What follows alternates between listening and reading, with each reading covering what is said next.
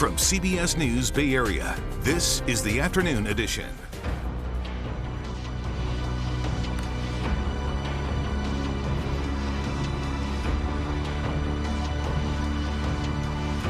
Good afternoon, I'm Ryan Yamamoto. The Israeli military says they hit more than 300 Hamas targets in Gaza during the past 24 hours and have already started small ground raids ahead of a full ground invasion that is expected. Meanwhile, the White House pushing for humanitarian aid to flow from Egypt into Gaza. Natalie Brand with more from Washington. Massive explosions could be seen in Gaza Monday as Israel steps up airstrikes against Hamas targets. This Gaza resident says last night was the hardest night so far, adding that he evacuated to an area in the south that was supposed to be safe.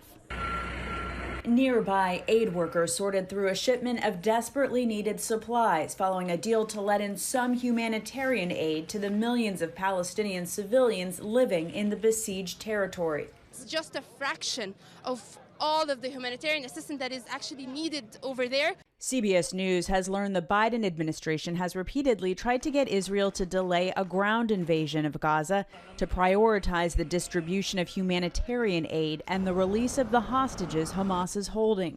We are very worried about them and about all the other 212 kidnapped prisoners. Concern is growing. The violence could escalate into a wider regional conflict. In the West Bank Sunday, Israel targeted what it says was an underground terror route beneath a mosque.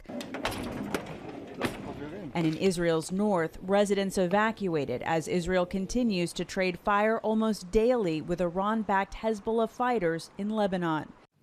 And as Israel steps up its offensive, at least 400 Americans still trapped in Gaza with the borders shut down indefinitely. That includes Emily Rauschenberger. She and her Palestinian-born husband, Mohammed, brought their 5 kids ages 4 through 14 on what they thought would be a short trip to Gaza. They wanted their kids to meet family, but now they're stuck in a war zone.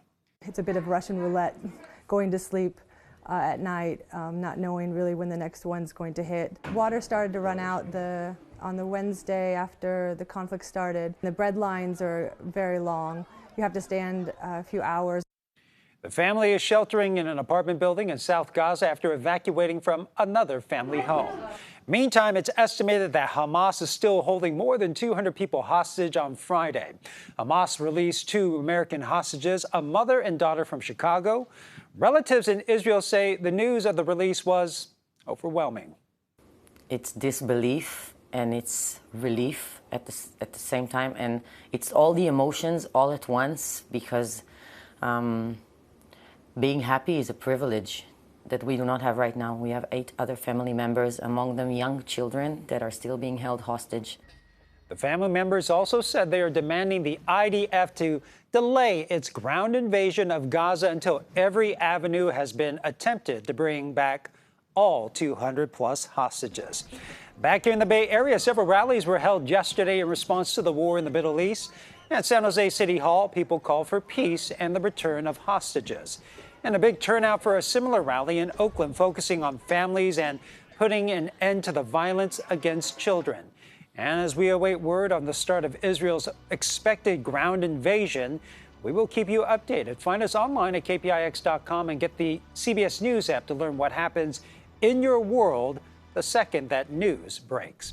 Okay, a live look at SFO and a wild scene on a San Francisco-bound flight. Alaska Airlines says an off-duty pilot riding in the cockpit as a passenger tried to seize control of the plane and disable the engines mid-flight. Flight 2059, operated by Horizon Air, left Seattle just before 5:30 yesterday evening, headed for SFO. The confrontation happened about an hour into the flight. Alaska Airlines says the captain, first officer, and the rest of the crew were able to stop that suspect. That plane was diverted to Portland, and here's part of the audio recordings of the pilot's conversation with air traffic control. We've got the guy that tried to shut the engines down out of the cockpit, and he doesn't sound like he's causing any issue in the back right now. I think he's subdued. Other than that, yeah, we want law enforcement as soon as we get on the ground and park. Once the plane landed safely, Portland police arrested 44-year-old Joseph Emerson. He's now being charged with 83 felony counts of attempted murder, 83 counts of reckless endangerment, and 1 count of endangering an aircraft. Another top story we're following this afternoon, where 4 teenagers were shot at a weekend party in Oakley. This happened Saturday night on Shannon Way. One of those teens died, the other remains in the hospital. That the 16-year-old boy who died attended Liberty High School in Brentwood. Our Sean Chitness tells us how the school is now preparing to support students and staff still processing this loss. This is a horrible way to start a new week at school, and leaders will do what they can to try and support students and staff with counselors on campus.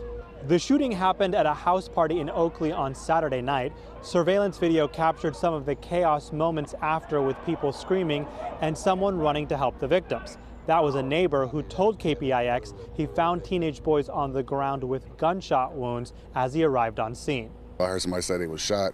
I instantly ran out the house, grabbed one of my tourniquets, and happened to see the other kid pass away. Like literally right there as he was taking his last breaths.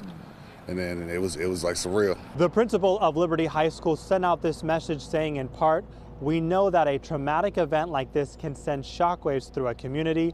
To help during this trying time, we have set up our library as a place for students and staff who need support to come and talk with counseling staff." Oakley police say they don't often see a shooting like this, but they have made it their top priority to get an arrest in this case. And another tense situation on campus. Petaluma High School was alerted to alleged threats made against students at the school. Investigators say the threats were found written on a bathroom wall on Friday, and they say the threats made specific students and listed today as the day these threats would be carried out. In response, police say they have increased presence on campus. They've identified numerous persons of interest and are conducting interviews with students and parents to try to find out more. And the Main Street Ferry Terminal in the city of Alameda will be closed for the remainder of the year. It's up for repairs and replacement of the existing aging terminal infrastructure.